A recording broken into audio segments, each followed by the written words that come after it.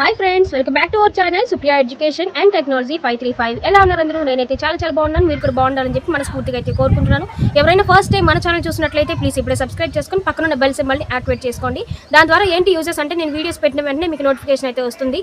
So ఎవరైనా మన channel ఇంకా సబ్స్క్రైబ్ చేసుకోకుండా చూస్తున్నట్లయితే ఇప్పుడే సబ్స్క్రైబ్ చేసుకోండి. ఎవరైనా కొత్త వాళ్ళు మన ఛానల్ చూస్తున్నా కానీ ఇప్పుడే సబ్స్క్రైబ్ చేసుకోండి.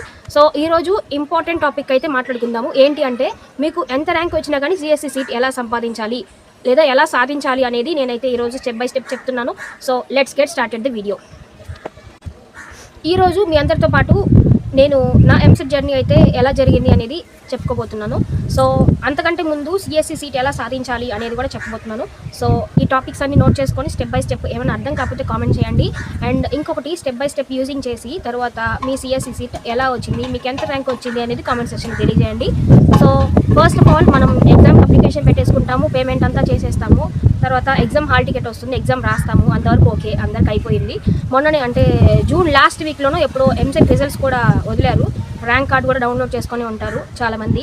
సో ర్యాంక్ వస్తే ఓకే, లేకపోతే మేనేజ్మెంట్లో జాయిన్ అవ్వచ్చు. ర్యాంక్ రాకపోతే ఫ్యూచరే వేస్ట్ అని ఎవరు అనుకోవద్దు. మేనేజ్మెంట్ అనే ఆప్షన్ ఉంది కాబట్టి సో ఏదైనా ది బెస్ట్ కాలేజ్ కాకపోయినా మీడియం లెవెల్లో ఉన్న కాలేజెస్లోన మీరు సిఎస్సి సీట్ అయితే సంపాదించుకోవచ్చు. సరే, ఇప్పుడు ర్యాంక్ వచ్చిన వాళ్ళ విషయం కనుక చూసినట్లయితే ర్యాంక్ వచ్చిన వాళ్ళ విషయంలో కౌన్సిలింగ్ అనేది ఉంటుందన్నమాట. ర్యాంక్ వచ్చిన తర్వాత మనం కౌన్సిలింగ్ ఎలా చేయాలి అనేది ఇప్పుడు చెప్తాను, వినండి. సో మీరు ఏ ఎగ్జామ్ ఏ సెంటర్లో ఎగ్జామ్ రాశారు లేదా మీ దగ్గర ఉన్న ఇంజనీరింగ్ కాలేజ్లో మీరు వెళ్ళి మీ హాల్ టికెట్ నెంబర్ అంటే ఎంసెట్ హాల్ టికెట్ నెంబర్ ఉంటుంది కదా, దాంతోపాటు మీరు వెళ్ళి కౌన్సిలింగ్లో వెబ్ ఆప్షన్స్ అయితే పెట్టుకోవాల్సి ఉంటుంది. వెబ్ ఆప్షన్స్ పెట్టే ముందు మనం రిజిస్ట్రేషన్ చేసుకోవాలన్నమాట. ఒక 600 రూపీస్తో రిజిస్ట్రేషన్ చేసుకునేసి మన ఒరిజినల్ సర్టిఫికేట్స్ అన్ని వెరిఫికేషన్కి ఇవ్వాలి. తర్వాత మనకి కౌన్సిలింగ్ పడుతుంది అనమాట. కౌన్సిలింగ్ పడేటప్పుడు పలానా కాలేజ్ నుంచి ఫోన్ చేస్తున్నామమ్మా, వెబ్ ఆప్షన్స్ మీరు పెట్టుకుంటారా, మేము పెట్టాలా అని అడుగుతారు. ఇట్లాంటివి మాత్రం చాలా కేర్ఫుల్గా చూడండి. వెబ్ ఆప్షన్స్ వాళ్ళని ఎట్టి పరిస్థితుల్లో పెట్టనివ్వద్దు. ఎందుకు అంటే వాళ్ళు వెబ్ ఆప్షన్స్ పెడితే వాళ్ళ కాలేజ్లోనే అన్ని ఆప్షన్స్ పెట్టేస్తారనమాట. సో మనం దగ్గరుండి మనకి కావాల్సినటువంటి టాప్ మోస్ట్ కాలేజెస్ అన్ని రాసి పెట్టుకుంటాం కదా ముందు. ఆ టాప్ మోస్ట్ కాలేజెస్లో మీకు కావాల్సిన గ్రూప్ అయితే మనం అలాట్ చేసుకునేసి అట్లా step by step web options అయితే పెట్టేసుకోవాలన్నమాట. ఎట్టి పరిస్థితుల్లో వాళ్ళకి ఇవ్వకండి. కాలేజ్ వాళ్ళకి మేము కాలేజ్ నుంచి ఫోన్ చేస్తున్నాము, వెబ్ ఆప్షన్స్ మేము పెట్టొచ్చా, మీరు పెట్టుకుంటారా అని అడుగుతారు. మేమే పెట్టుకుంటామని చెప్పి ఎంత వీలైనా ఎంత లేట్ అయినా కానీ మీరే పెట్టుకోండి. సో ఈ కౌన్సిలింగ్ అనేది 3 స్టేజెస్లో జరుగుతుంది. 2 స్టేజెస్ వచ్చేసి ఆల్మోస్ట్ ఫస్ట్ స్టేజ్లోనే సిఎస్సి మొత్తం కంప్లీట్ అయిపోతుంది టాప్ మోస్ట్ కాలేజీలో అయితే. సో కొంచెం మీడియం లెవెల్లో అయితే ఇంకా ఫస్ట్ అయిపోయిన తర్వాత అంటే ఇప్పుడు నాకు సిఎస్సి సీట్ కావాలి అంటే ఫస్ట్ లెవెల్లోనే వచ్చేస్తుంది. లేదు మన మైండ్ డెసిషన్ చేంజ్ అయిపోయిన లేదు నాకు ఈసీఈ కావాలి అనుకుంటే అది సెకండ్ వెబ్ ఆప్షన్లో కూడా దొరుకుతుంది. చాలా టాప్ మోస్ట్ కాలేజీలో అయితే సిఎస్సి ఫస్ట్ లెవెల్లోనే కంప్లీట్ అయిపోతుంది అనమాట. తర్వాత లెవెల్ 2 ఎందుకు అంటే కొన్ని మీడియం లెవెల్ కాలేజెస్ ఉంటాయి కదా, వాటిల్లో అయితే సిఎస్సి దొరకడానికి అవకాశం ఉంటుంది. అసలు థర్డ్ లెవెల్ అయితే సిఎస్సి అయితే దొరకదు. అసలు థర్డ్ లెవెల్ కూడా ఫస్ట్ 2 లెవెల్స్ మాత్రమే ఫిల్ అయిపోతాయి. థర్డ్ లెవెల్ ప్రతిసారి ఉంటుందని మాత్రం చెప్పలేను. ఏంటి అంటే అక్కడ రాసిన వాళ్ళకి ఇంతమంది రాశారు, ఇంతమంది ర్యాంక్స్ వచ్చాయి, ఇంతమందికి అలర్ట్ అయిపోయింది అని థర్డ్ లెవెల్లో చాలా సీట్స్ ఇంకా ఫిల్ అవ్వకుండా ఉంటే అప్పుడు థర్డ్ లెవెల్ అనేది పెడతారనమాట. సో అప్పటి వరకు మీరు చూసుకొని ముందుగానే వెబ్ ఆప్షన్స్ కరెక్ట్గా పెట్టుకుంటే అప్పుడు సిఎస్సి సీట్ అనేది మీకు కన్ఫర్మ్ అయిపోతుంది. సో ఈసీఈ ఏముంది, ఇంకా ట్రిపుల్ ఏముంది, ఈ బ్రాంచెస్ అయితే తక్కువ మంది తీసుకుంటారు, సిఎస్సి ఎక్కువ మంది తీసుకుంటారు కాబట్టి చెప్తున్నాను. లెవెల్ 2 వరకు మాత్రమే సిఎస్సి అయితే దొరికే ఛాన్స్ ఉంది. అది మీకు టాప్ మోస్ట్ కాలేజ్లో కావాలి అనుకుంటే లెవెల్ 1తోనే అయిపోతుంది అనమాట. మీడియం లెవెల్లో కావాలనుకుంటే లెవెల్ 2 ఉంటుందన్నమాట. సో ఇక్కడ వెబ్ ఆప్షన్స్ పెట్టుకుంటాము. కౌన్సిలింగ్ అయిపోయింది. కౌన్సిలింగ్ అయిపోయిన తర్వాత మనకి కాలేజ్ వాళ్ళ ఇది ఉంటుంది, వెబ్సైట్ ఉంటుంది. ఫర్ ఎగ్జాంపుల్ నేను ఏ కాలేజ్ పేరు చెప్పను, ఏబీసీ కాలేజ్ అని చెప్తున్నానులేండి. ఫర్ ఎగ్జాంపుల్ ఏబీసీ కాలేజ్ తీసుకుంటే ఏబీసీ కాలేజ్ వెబ్సైట్ వాళ్ళది ఉంటుంది. ఆ వెబ్సైట్ ఓపెన్ చేసి మీరు ఫస్ట్ మీకు హాల్ టికెట్ ఇచ్చిన తర్వాత కౌన్సిలింగ్ చేపించిన తర్వాత వెబ్ ఆప్షన్స్ పెట్టుకుంటారు కదా, వెబ్ ఆప్షన్స్ ప్రింట్అవుట్ ఒకటి తీసిస్తారనమాట. ఆ ప్రింట్అవుట్ మీ దగ్గర పెట్టుకోవాలి. ఇప్పుడు వచ్చేసి కౌన్సిలింగ్ అయిపోయిన సాయంత్రం అంటే కౌన్సిలింగ్ అయిపోయిన ఒక 5 అవర్స్కి ఎవరెవరికి ఆ కాలేజ్లో సీట్ వచ్చింది అని చెప్పేసి వాళ్ళు ఒక పీడిఎఫ్ అయితే వెబ్సైట్లో వదులుతారు.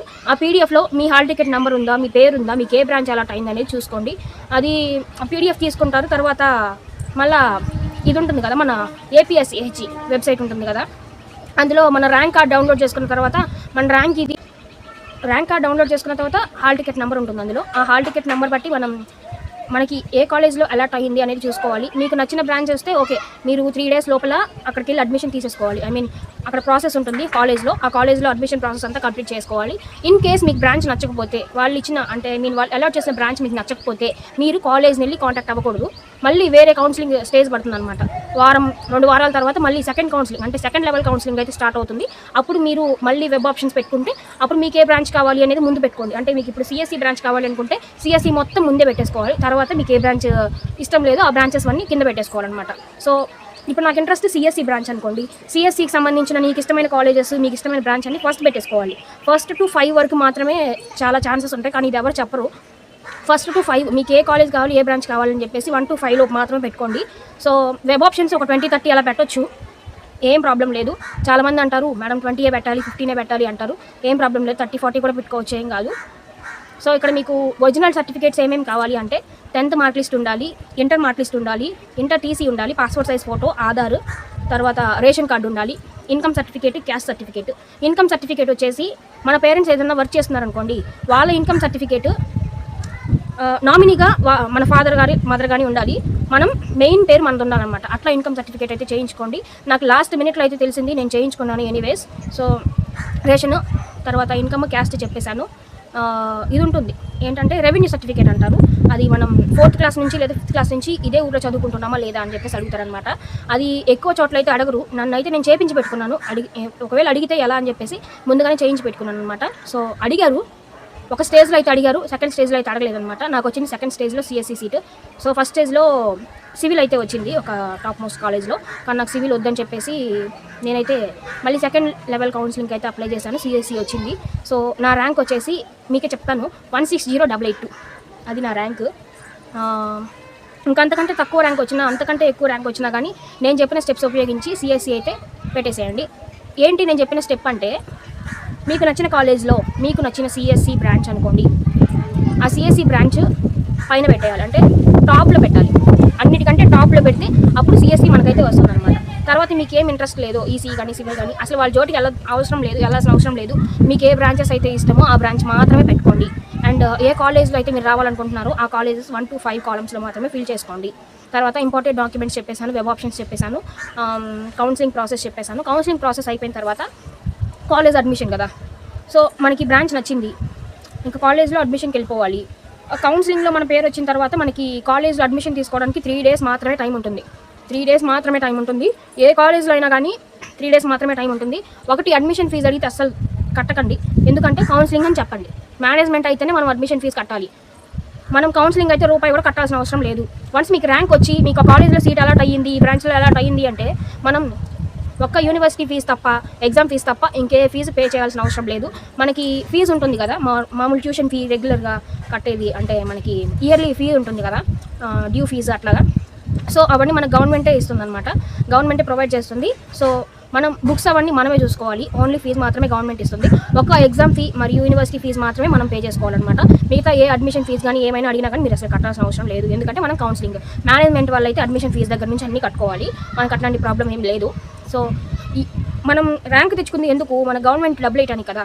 సో ఫీజు రియంబర్స్మెంట్ అంటాం దాన్ని. ఆ ఫీజు రియంబర్స్మెంట్కి ఉపయోగపడే డాక్యుమెంట్స్ ఏంటి అంటే, ఫస్ట్ మనం ఆధార్ మదర్ది మనది ఇవ్వాలి. తర్వాత మన పోస్ట్ ఆఫీస్ అకౌంట్ ఉండాలి మనకి. ఆ అకౌంట్ వాళ్ళు కాలేజ్ వాళ్ళు చెప్తారనమాట మనకి ఎక్కడ అకౌంట్ ఉండాలి ఎలా అని చెప్పేసి. ఇట్లా ఈకేవైసీ ఫింగర్స్ అన్ని థమ్స్ వేయించేసుకునేసి ఒక 200 రూపీస్ ఛార్జ్ అవుతుందేమో. పోస్ట్ ఆఫీస్ అకౌంట్ అయితే ఓపెన్ చేస్తారు, దాంట్లో మనకి మనీ అయితే డ్రా అవుతాయి, ఐ మీన్ క్రెడిట్ అవుతాయి. 2 times ఇయర్లీ 2 times అయితే క్రెడిట్ అవుతాయి. ఏంటి అంటే మనకి కాలేజ్ ఫీ ఎంత పడిందో అంత టోటల్గా గవర్నమెంట్ మనకి క్రెడిట్ అయితే చేస్తుంది అమౌంట్. మనం కాలేజ్ ఫీ విషయంలో ఇంకా బాధపడాల్సిన అవసరం లేదు, మిగతా అన్నిటైతే మనం కట్టేసుకోవాలి. యూనివర్సిటీ ఫీజు అట్లా, యూనివర్సిటీ ఫీజు 2500 నుంచి 5000 లోపు ఉంటుందేమో నాకు తెలిసి. నేను JNTUకే, నాకు ఇయర్లీ 2500 రూపీస్ అయితే ఛార్జ్ చేస్తారు ఓన్లీ యూనివర్సిటీ ఫీ అయితే. ఎగ్జామ్ ఫీ అయితే 1000 రూపీస్, 2 సెమిస్టర్లకి కలిపి 2000 రూపీస్ అనమాట. సో ఇలా అనమాట స్ట్రక్చర్ ఉండేది. తర్వాత కౌన్సిలింగ్ అయితే మనం ఎటువంటి ఫీజు కట్టాల్సిన అవసరం లేదు, చెప్పాను కదా. అడ్మిషన్ ఫీజు కానీ ఏం కట్టాల్సిన అవసరం లేదు, only university and exam fee మాత్రమే చెల్లించాలి. అది మీకు బస్ రూట్ ఉంటే ఆ కాలేజ్కి మీ బస్సులో వచ్చే పని అయితే బస్ ఫీజు కూడా మనమే కట్టుకోవాలి, గవర్నమెంట్ అనేది వేయదు. సో హాస్టల్ ఫెసిలిటీ ఉంటుంది అక్కడ. మా కాలేజ్ వివరాలకు వస్తే మాది చీరాల ఇంజనీరింగ్ కాలేజ్ అనమాట. మా కాలేజ్కి బస్ ఫెసిలిటీస్ అన్నీ ఉన్నాయి. నేను కౌన్సిలింగ్లోనే జాయిన్ అయ్యాను. సో సిఎస్సి సీట్ నాది. మీరు ఒకవేళ ఇంజనీరింగ్ స్టూడెంట్స్ చూస్తున్నట్లయితే ఈ వీడియో మీరు ఏ కాలేజ్లో చదువుతున్నారు అనేది కామెంట్ చేయండి. అండ్ ఇంకొకటి, కాలేజ్లో జాయిన్ అయిన తర్వాత ఇంటర్ లాగా 10th లాగా ఒక సంవత్సరం మొత్తం అదే సిలబస్ చదివేసి లాస్ట్లో ఎగ్జామ్ పెట్టి టైప్ కాదు బీటెక్ అంటే. ఎట్లా అంటే ఒక 6 monthsకి ఒక ఎగ్జామ్ ఉంటుందన్నమాట, సెమిస్టర్. 6 monthsకి ఒక సెమిస్టర్ అనమాట. సో 6 months చదివేసిన తర్వాత ఒక సెమిస్టర్ జరుగుతుంది. అంటే 5 సబ్జెక్ట్స్, ఒక 5 ల్యాబ్స్, ఒక సంథింగ్ స్పోర్ట్స్, ఎన్సీసీ అలా ఉంటుందన్నమాట. మనకి క్రెడిట్స్ కూడా ఇస్తారనమాట. సో ఇవన్నీ మనం ఒక సెమిస్టర్లో చూసుకుంటాం.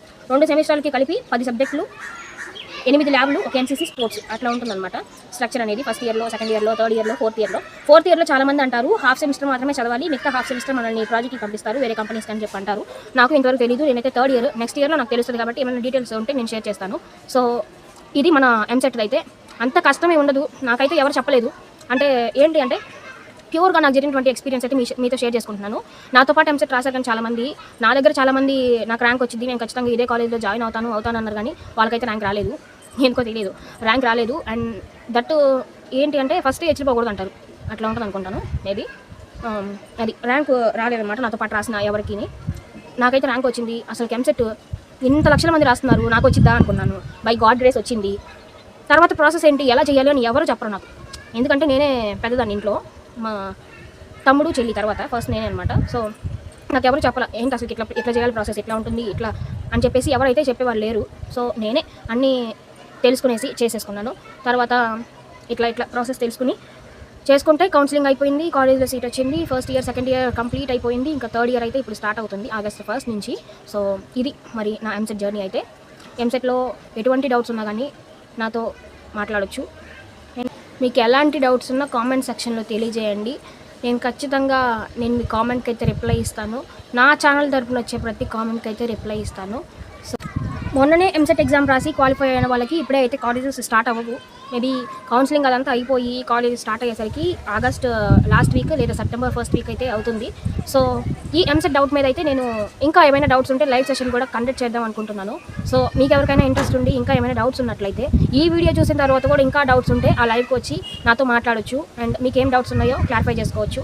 సో ఇది చెప్పాను కదా, వెబ్ ఆప్షన్స్ పెట్టుకున్న తర్వాత కౌన్సిలింగ్ అయితే చేస్తారు. కౌన్సిలింగ్ అయిపోయిన తర్వాత వాళ్ళ కాలేజ్లో మనకి ఏ బ్రాంచ్లో సీట్ అలాట్ అయ్యిందో మీకు ఆ బ్రాంచ్ నచ్చితే ఓకే, నచ్చకపోతే మళ్ళీ కౌన్సిలింగ్ ఎలా పెట్టుకోవాలి అలా చెప్పాను కదా. కౌన్సిలింగ్ వచ్చేసి మనకి 600 అట్లా ఫీజు అయితే తీసుకుంటారు. పాస్పోర్ట్ సైజ్ ఫొటోస్ ఉండాలి మస్ట్ అండ్ షుడ్గా.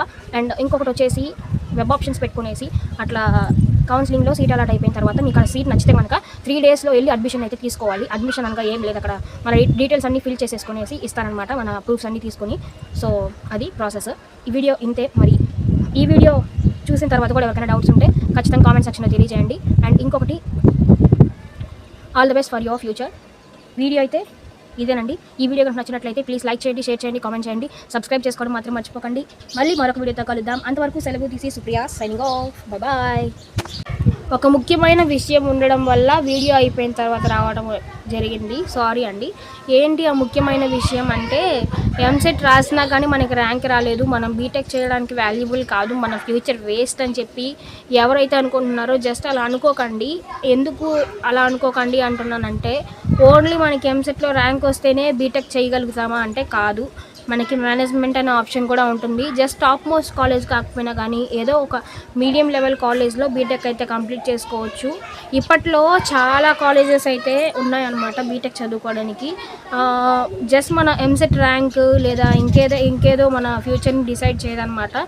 సో మేనేజ్మెంట్ అనే ఆప్షన్ ఉంది కాబట్టి మన ఫ్యూచర్ వరీ అయిపోయింది అట్లాంటి డెసిషన్స్ ఏమీ తీసుకోవద్దు. వీడియో అయితే ఇంతే. Thanks for watching. Bye bye all.